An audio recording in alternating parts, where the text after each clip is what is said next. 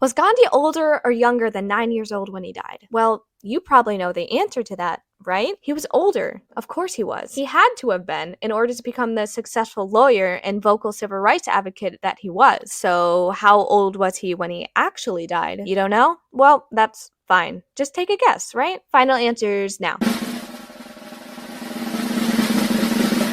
Oh my god, hooray! Hooray. Your answer was probably wrong, but that doesn't matter. That's not why I'm celebrating. The win here is that I've successfully manipulated you and your subconscious brain without you even realizing it. If that sounds a little bogus to you, I totally understand why you'd be skeptical. But the questions I've just asked you were part of a scientific study from 1997. Researchers Strack and Musweiler had 60 German university students split into two groups. The first group was asked the two questions I just asked you.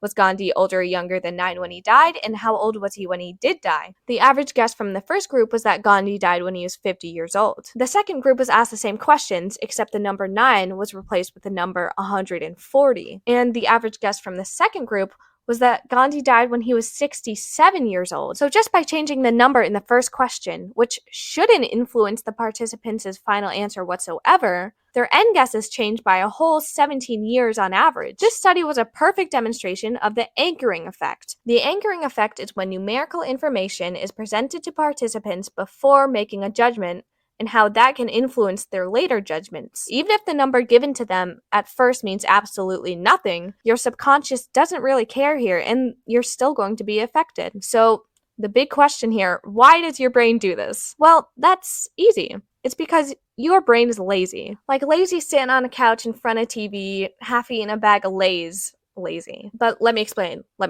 There are two parts of your brain that matter when you're making a decision. System 1 and System 2. For the purpose of this video, you can think of System 1 as your intuition. System 1 fires automatically, right away, subconsciously. This is the part of your brain that is non-conscious, and it's tied back to our days as cavemen and hunters back in the ye olde days. Your intuition fires quickly and automatically, and it's based solely on past experiences. As for System 2, you can think of System 2 like your rationale. System 2 reacts slower to situations, and it's the part of your brain that you are in complete control of, meaning that it's conscious. Your rationale is controlled and bases its decisions on consequences. System 1, your intuition, fires automatically, whether you realize it or not. System 2 needs more thought and consideration in order to come to its conclusion. Us humans tend to rely more on System 1. Why?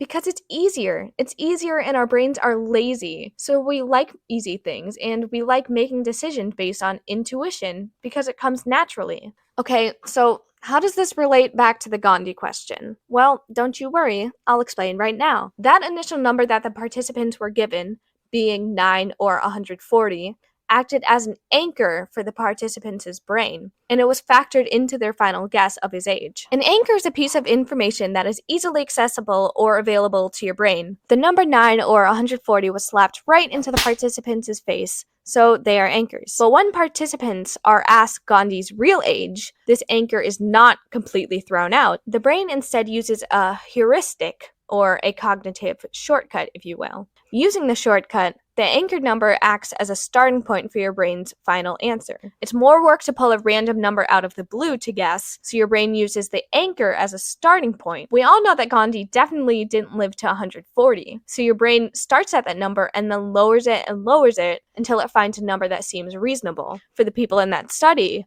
the reasonable number was 67. As for the participants who were asked if he died before the age of 9, their System 1 anchored onto the number 9, so their System 2 raised that number up and up and up until they reached their final answer, which was 50. Now, you may be saying, that's pretty cool and all, but why does this matter? Well, I'll tell you why. It matters because the evil corporate marketing people know all about this and you don't.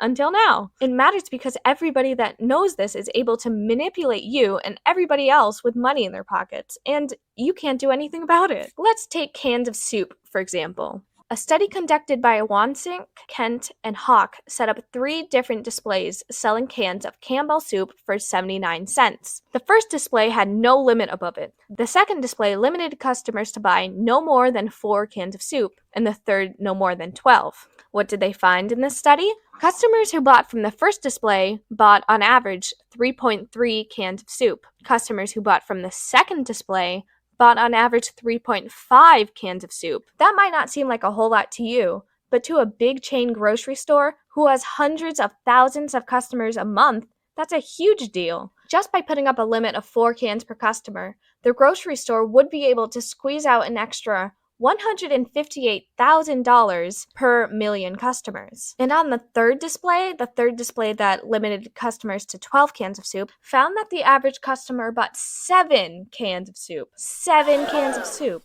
And in fact, not even a single customer only bought one this time. In a 2006 study, a team of experienced court judges were given a scenario of a man accused of a crime that YouTube wouldn't like if I said. But after the judges were all given this outline, they were asked to imagine a journalist had called the judge during the court recess. They were asked to imagine that the journalist asked if the man was going to receive a sentence over or under 3 years. After returning to the courtroom, the scientists asked the judge what sentence they would actually give to the man. These judges gave the average sentence of 33 months in prison. Now, with another group of judges that had the same exact case laid out in front of them, they kept everything the same, except when the imaginary journalist called the judges, they asked if the man would receive a sentence longer or shorter than a year. These judges gave an average sentence of 25 months in prison. Like, holy shit, these are professional judges responsible for the outcome of real people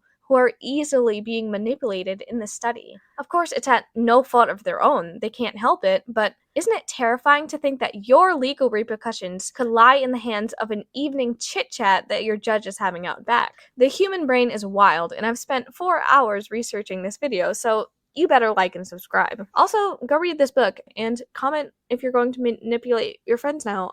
Bye!